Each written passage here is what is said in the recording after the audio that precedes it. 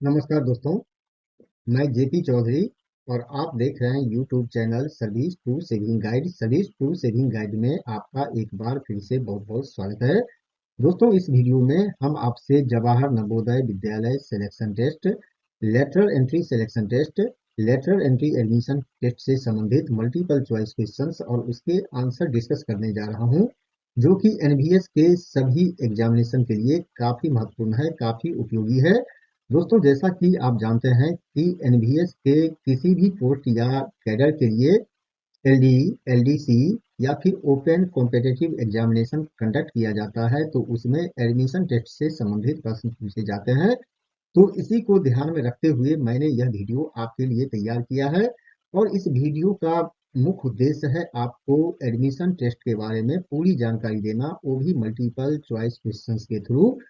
तो अगर आप principal, vice principal, assistant commissioner, section officer, office superintendent, senior secretariat assistant, junior secretariat assistant जैसे examination के लिए तैयारी कर रहे हैं, चाहे एलडीई हो या फिर एलडीसीई हो या फिर ओपन कॉम्पिटिटिव एग्जामिनेशन हो, तो आप इस वीडियो को अंत तक जरूर देखें ताकि आपको भी एडमिशन टेस्ट के बारे में पूरी जानकारी मिल सके और एग्जामिनेशन में अगर कोई भी प्रश्न एडमिशन टेस्ट से संबंधित पूछा जाता है तो आप उसका फटाफट आंसर दे सकें। तो दोस्तों, वीडियो को आगे बढ़ाने से पहले मेरा एक रिक्वेस्ट है कि अगर अभी तक आपने अपने YouTube channel service to saving guide को सब्सक्राइब नहीं किया है तो अभी सब्सक्राइब कर ले और वीडियो अच्छा लगे तो इसे ज्यादा से ज्यादा लाइक और शेयर जरूर करें। तो अगर आप तैयार हैं तो देखते हैं एडमिशन टेस्ट से संबंधित क्वेश्चंस और उसके आंसर को। तो ये रहा फर्स्ट क्वेश्चन आपके स्क्रीन पर। तो दोस्तों, फर्स्ट क्वेश्चन जो आप यहाँ स्क्रीन पर देख रहे हैं यह है एडमिशन टेस्ट के नाम से संबंधित है। तो क्वेश्चन सबसे पहले मैं पढ़ के सुना देता हूँ कि what is the name of the test for admission in class 6 in JNV. JNV में क्लास 6 के लिए जो एडमिशन टेस्ट होता है तो उसका नाम क्या है, इसमें नाम बताना है और इसके लिए चार ऑप्शन आप नीचे देख सकते हैं। फर्स्ट ऑप्शन है Jawahar Navodaya Vidyalaya selection test, JNVST। Second, lateral entry selection test, list. Third, lateral entry admission test, यानी कि इसमें से कोई भी नाम नहीं है। वैसे तो इसका आंसर आप जरूर जानते होंगे, तो भी मैं इसका आंसर बता देता हूं। इसका सही आंसर होगा first, Jawahar Navodaya Vidyalaya selection test. और बाकी तरह का जो यहाँ ऑप्शन सेकंड थर्ड आप देख रहे हैं ये भी किसी न किसी एडमिशन टेस्ट का नाम है जनरल में। तो इसके बारे में भी नोट के थ्रू देख लेते हैं।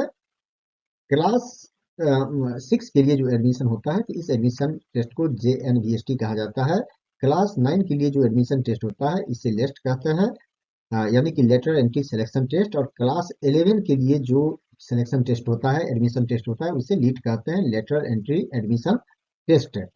तो अब आप का कंफ्यूजन दूर हो गया कि अलग अलग जो एडमिशन टेस्ट है उसका अलग अलग नाम है और मे भी कि इससे भी क्वेश्चन एग्जामिनेशन में पूछा जा सकता है।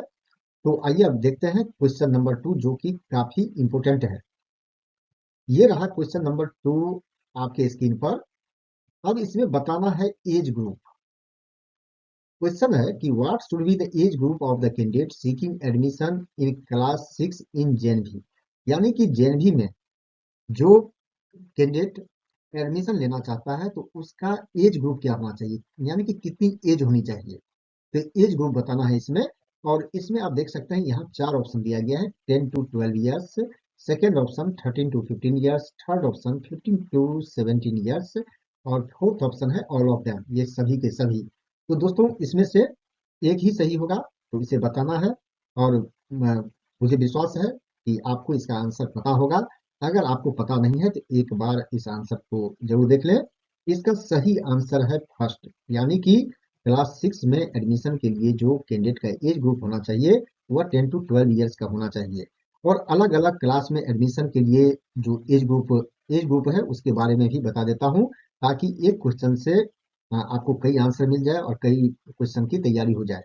तो यहाँ मैं बता देता हूँ कि अलग अलग क्लास में जो क्लास के लिए जो एडमिशन टेस्ट होता है तो उसके लिए कैंडिडेट का एज ग्रुप क्या होना चाहिए। क्लास 6 के लिए तो आपने जान लिया कि 10 to 12 ईयर्स होना चाहिए। क्लास 9 के लिए जो लिस्ट होता है तो उसके लिए कैंडिडेट का एज ग्रुप 13 टू 15 ईयर्स का होना चाहिए, और क्लास 11 के लिए जो लीड होता है तो उसके लिए कैंडिडेट का एज ग्रुप 15 टू 17 ईयर्स का होना चाहिए। तो अब आप एक क्वेश्चन से कई क्वेश्चन का आंसर आप जान गए। तो अब देखते हैं क्वेश्चन नंबर थर्ड को। ये है क्वेश्चन नंबर थर्ड आपके स्क्रीन पर, और यहाँ आप देख सकते हैं कि which of the following is not correct with regard to reservation for SC/ST candidates for admission in JNV। दोस्तों इसका आंसर पहले इसलिए दिया है ताकि आप देख के, जैसा कि आंसर 4 बताया जा रहा है, तो जब तक मैं क्वेश्चन पढ़ के आपको बताता हूँ, ऑप्शन बताता हूँ, इतना देर में आप सोचिए कि ये आंसर आखिर इनकरेक्ट क्यों बताया जा रहा है। तो क्वेश्चन कहता है कि which of the following is not correct with regard to reservation for SC/ST candidates for admission in JNV। कहता है JNV में एडमिशन के लिए SC/ST कैंडिडेट्स के लिए जो रिजर्वेशन की व्यवस्था है तो उसके संबंध में इसमें से कौन सा ऑप्शन करेक्ट नहीं है, नोट करेक्ट बताना है।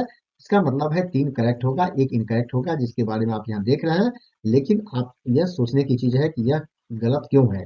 पहला ऑप्शन है note less than 15% for SC and 7.5% for ST, यानी कि किसी भी JNV में SC कैंडिडेट के लिए 15% और ST कैंडिडेट के लिए 7.5% से कम सीट नहीं हो सकता। सेकेंड ऑप्शन है maximum 50% for SC and ST taken together, किसी भी JNV में अधिकतम जो हो सकता है सीट रिजर्व्ड SC/ST कैंडिडेट के लिए, तो दोनों को मिलाकर 50% से ज्यादा नहीं हो सकता। और थर्ड ऑप्शन कह रहा है कि जो सीट वहां हो सकता है किसी भी JNV में एडमिशन में SC/ST कैंडिडेट के लिए खास करके, तो यह उस डिस्ट्रिक्ट के जो पॉपुलेशन है उसकी, यानी कि आबादी है, जनसंख्या है, तो उसके प्रोपोर्शन में होना चाहिए।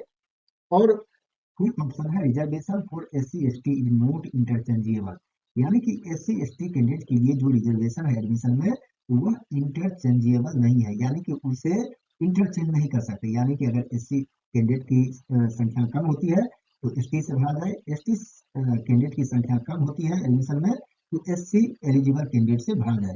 तो कहता है कि इंटरचेंजेबल नहीं है। अब यह गलत क्यों है? तो दोस्तों यहाँ मैं बता देना चाहता हूँ इसलिए गलत है कि SC/ST का जो सीट होता है एडमिशन में वह इंटरचेंजेबल होता है, यानी कि एक की जो कमी होती है दूसरे से भरा जा सकता है। इसीलिए इसका सही आंसर है फोर्थ, यानी कि ये करेक्ट आंसर नहीं है। करेक्ट तब होगा जब यह बताता कि यह इंटरचेंजेबल है। तो अब रिजर्वेशन से संबंधित कुछ और फैक्ट्स को देख लेते हैं। JNV में जो OBC कैटेगरी के लिए जो रिजर्व सीट है 27% रखा गया है, और ऐसे OBC जो कि स्टेट लिस्ट में तो OBC कैटेगरी में है लेकिन सेंट्रल लिस्ट में उनका नाम नहीं है, तो ऐसे कैटेगरी के जो OBC कैंडिडेट हैं वो जनरल कैटेगरी से अप्लाई कर सकते हैं। नोट 2 देख सकते हैं लिस्ट में। अब इस पर भी क्वेश्चन पूछेगा कि क्लास 9 में जो एडमिशन होता है list lateral entry selection test, तो उसमें कितना रिजर्वेशन है हर एक कैटेगरी के लिए। तो दोस्तों यहाँ आपको क्लियर होना पड़ेगा कि क्लास 9 में जो एडमिशन होता है उसमें किसी भी तरह की रिजर्वेशन का प्रोविजन नहीं है। अब आखिर तो प्रोविजन है क्या? तो प्रोविजन ये है कि जिस कैटेगरी का कैंडिडेट छोड़ता है, जिसका सीट वैकेंट होता है, जिस कैटेगरी से वैकेंट होता है उसी कैटेगरी के कैंडिडेट का सिलेक्शन उस सीट के अगेंस्ट में होता है। मान लीजिए किसी JNV में क्लास 8 में एक बच्चा छोड़ दिया, वो SC कैटेगरी से बिलोंग करता है, तो क्लास 9 में जो एडमिशन होगा तो एक कैंडिडेट का होगा वो भी SC कैटेगरी में होगा। उसी तरह अगर ST OBC या फिर जनरल कैटेगरी से है तो उसी कैटेगरी में होगा, लेकिन अलग से किसी भी तरह की रिजर्वेशन की व्यवस्था नहीं है। अब देखते हैं क्वेश्चन नंबर 4 जो कि बहुत ही इंपॉर्टेंट है और कई बार एग्जामिनेशन में पूछा जा चुका है। तो देखते हैं कि क्वेश्चन नंबर 4 क्या है। ये रहा आपके स्क्रीन पर question number 4। What is percentage of reservation for transgender category candidates? जो ट्रांसजेंडर कैटेगरी के कैंडिडेट होते हैं तो उसके लिए क्लास 6 में एडमिशन में कितना प्रतिशत आरक्षण है, यानी उसे कितना प्रतिशत आरक्षण मिला हुआ है। और इसके लिए आप देख सकते हैं फर्स्ट ऑप्शन है 2%, सेकेंड ऑप्शन है 3%, थर्ड ऑप्शन है 4% और फोर्थ ऑप्शन है नन ऑफ दैम। तो दोस्तों आपने सोच लिया होगा कि इसका सही आंसर क्या है, क्योंकि यह रियली बहुत इंपॉर्टेंट है और कई बार एग्जामिनेशन में पूछा जा चुका है। तो मैं आपको इसका सही आंसर बता देता हूँ। इसका सही आंसर है फोर्थ, क्योंकि इसमें से कोई भी जो है सो परसेंटेज जो रिजर्वेशन है वो ट्रांसजेंडर कैटेगरी के लिए नहीं है। क्यों नहीं है, इसे भी मैं नोट्स के थ्रू आपको बता देता हूँ। नीचे में जो नोट्स आप देख रहे हैं इसे जरूर देखें। No separate reservation for transgender category candidate is provided. Transgender category के कैंडिडेट के लिए अलग से किसी भी तरह की रिजर्वेशन की व्यवस्था नहीं है एडमिशन में। लेकिन they will be included in boys category. अगर सिलेक्शन होता है तो बॉयज कैटेगरी में सिलेक्शन लिया जाता है। अगर रिजर्वेशन पर्पज से बात करें तो ट्रांसजेंडर कैटेगरी के कैंडिडेट का सिलेक्शन बॉयज कैटेगरी में होता है। अगर रूरल एरिया से कम्पीट करता है तो रूरल बॉयज में सिलेक्शन होगा। अर्बन एरिया से अगर होता है तो अर्बन बॉयज में गिना जाएगा। अगर ओबीसी एससी एसटी या दिव्यांग कैटेगरी से है तो उस कैटेगरी में, यानी कि अगर ट्रांसजेंडर कैटेगरी का कोई कैंडिडेट ओबीसी कैटेगरी का है तो उसे ओबीसी कैटेगरी में एडजस्ट किया जाएगा। अगर एससी से है तो एससी में, एसटी कैटेगरी का है तो एसटी कैटेगरी में एडजस्ट किया जाएगा बॉयज में, और दिव्यांग से है तो दिव्यांग में उसे एडजस्ट किया जाएगा, लेकिन बॉयज में उसे काउंट किया जाएगा। तो आपने देख लिया इसका, एक क्वेश्चन से कई का आंसर आपने देख लिया। तो अब देखते हैं क्वेश्चन नंबर 5। क्वेश्चन नंबर 5 क्या है?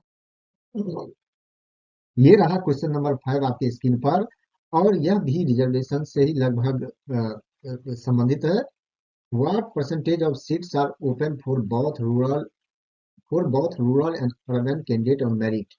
कहता है कि मेरिट बेसिस पर कितना प्रतिशत सीट रूरल और अर्बन दोनों तरह के कैंडिडेट के लिए ओपन होता है जेएनवी में एडमिशन में।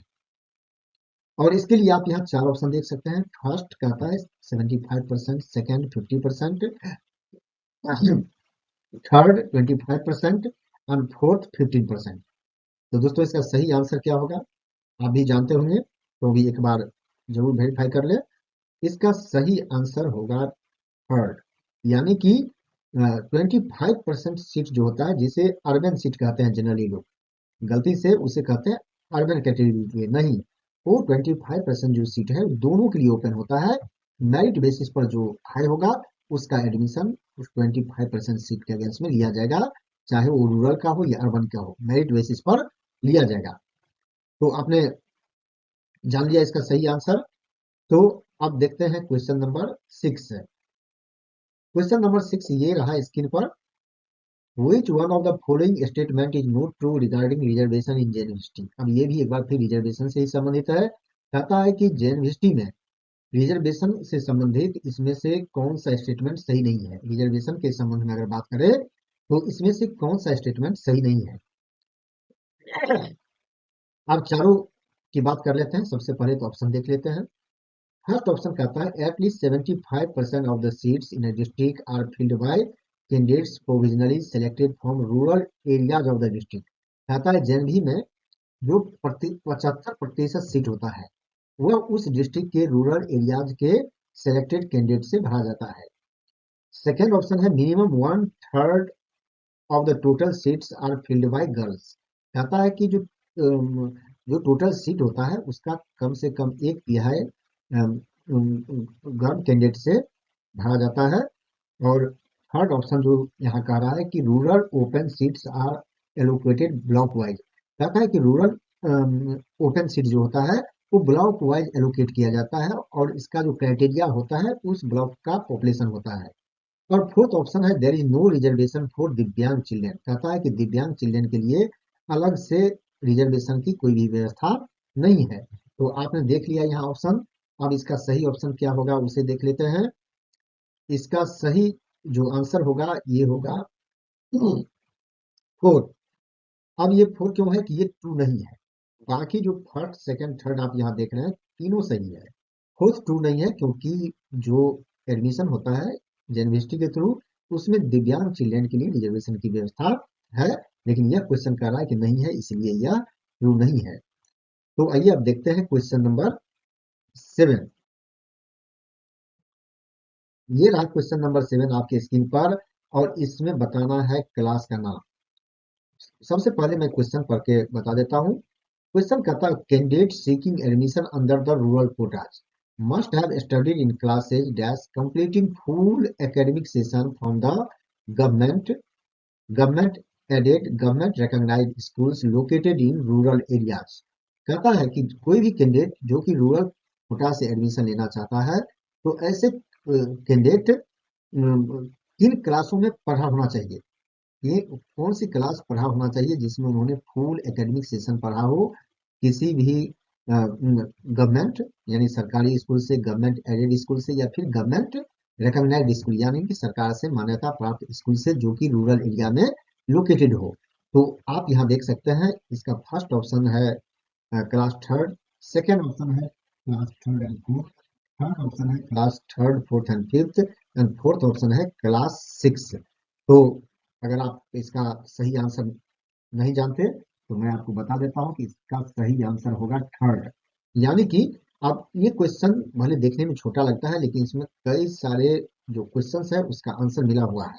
अब यहाँ देखिए कि अगर कोई रूरल कोटा से कंप्लीट करना चाहता है, एडमिशन लेना चाहता है, तो ऐसे बच्चे की बात है, पढ़ने की बात है, तो class third fourth fifth rural area के किसी भी government aided, government recognised school से पढ़ा होना चाहिए। यानी कि तीनों क्लास रूरल एरिया से होना चाहिए, तीनों क्लास में जो पढ़ाई है वो रूरल एरिया से होना चाहिए। अब इसके नोट्स के थ्रू जान लेते हैं कि इसकी कहानी क्या है। इसमें कई क्वेश्चन का आंसर आपको मिलने वाला है। However, the candidate should study full academic session under rural areas in class fifth from the same district where admission is sought. अब यहाँ समझने की चीज है कि अगर रूरल कोटा के तहत कोई भी कैंडिडेट compete करना चाहता है, तो क्लास थर्ड फोर्थ फिफ्थ किसी भी government aided, government recognised school से, जो कि रूरल एरिया में लोकेटेड हो, तो वहां से पढ़ा हुआ होना चाहिए। लेकिन अ, जिस डिस्ट्रिक्ट से, जिस डिस्ट्रिक्ट के जेएनवी में वह एडमिशन लेना चाहता है, जिस डिस्ट्रिक्ट से अप्लाई करना चाहता है, तो क्लास फिफ्थ उस डिस्ट्रिक्ट का होना चाहिए।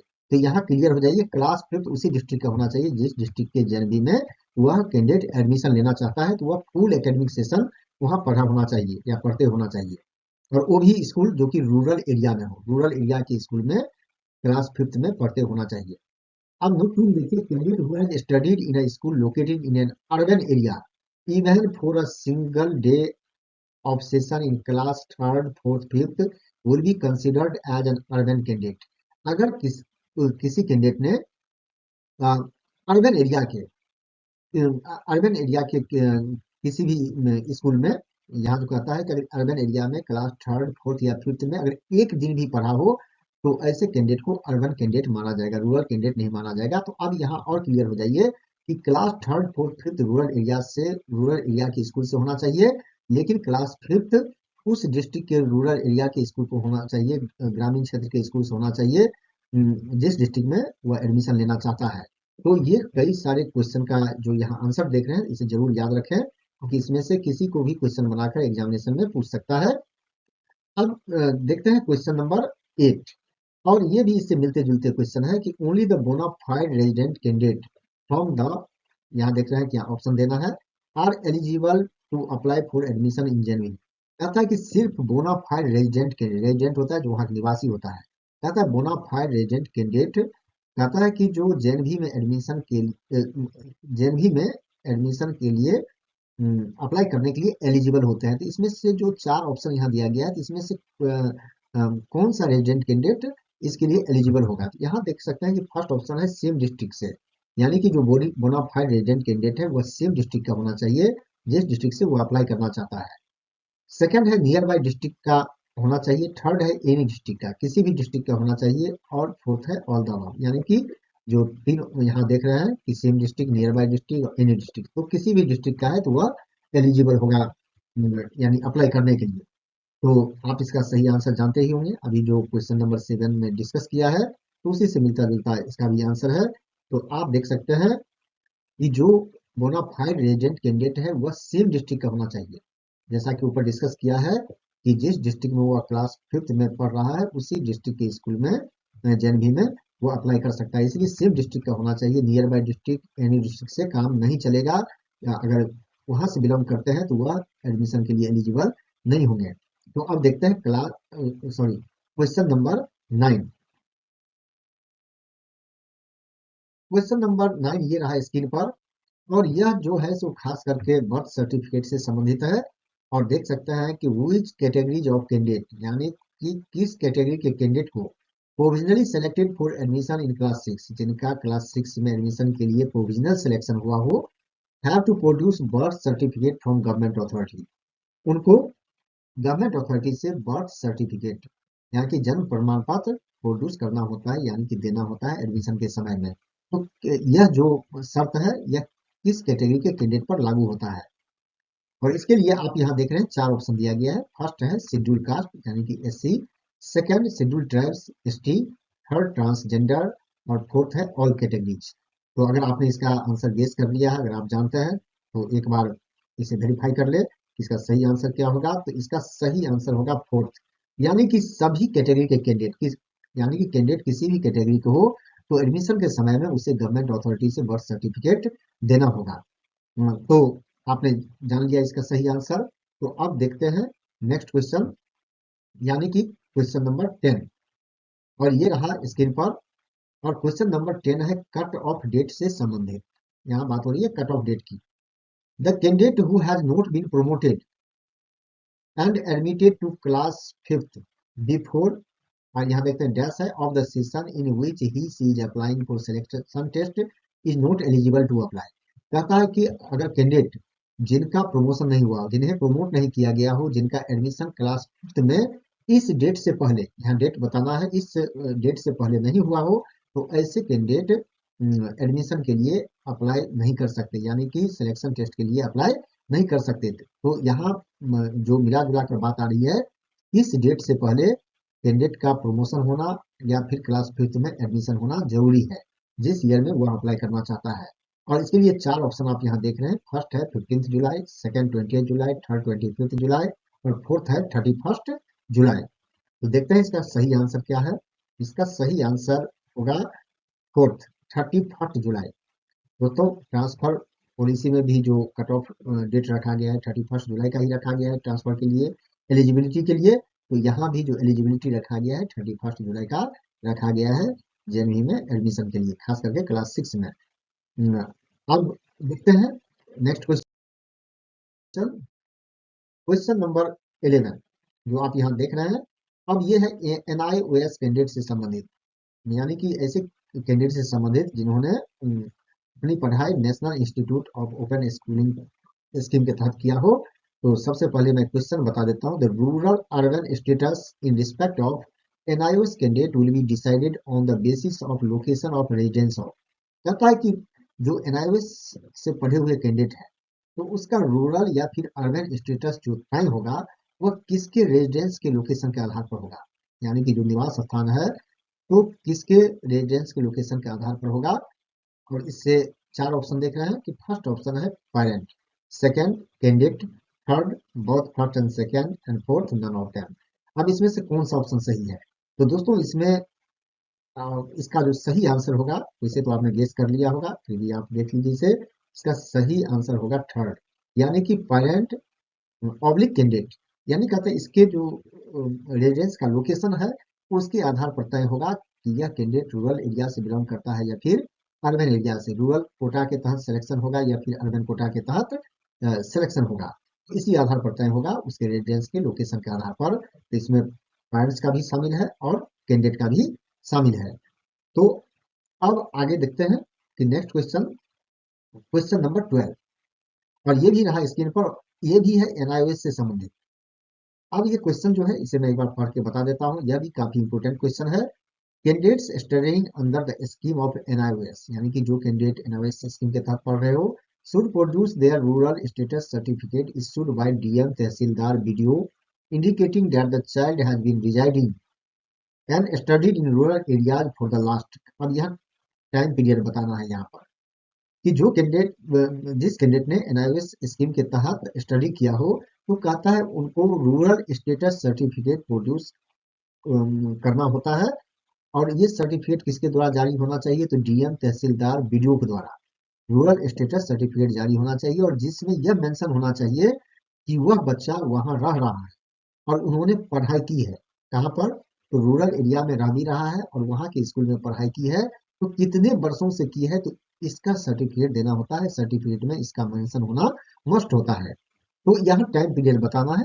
First option 1 year, second 2 years, third 3 years और फोर्थ 4 ईयर्स। तो दोस्तों इसका सही आंसर क्या होगा? क्या आपने गेस किया है? तो इसका सही आंसर होगा थर्ड।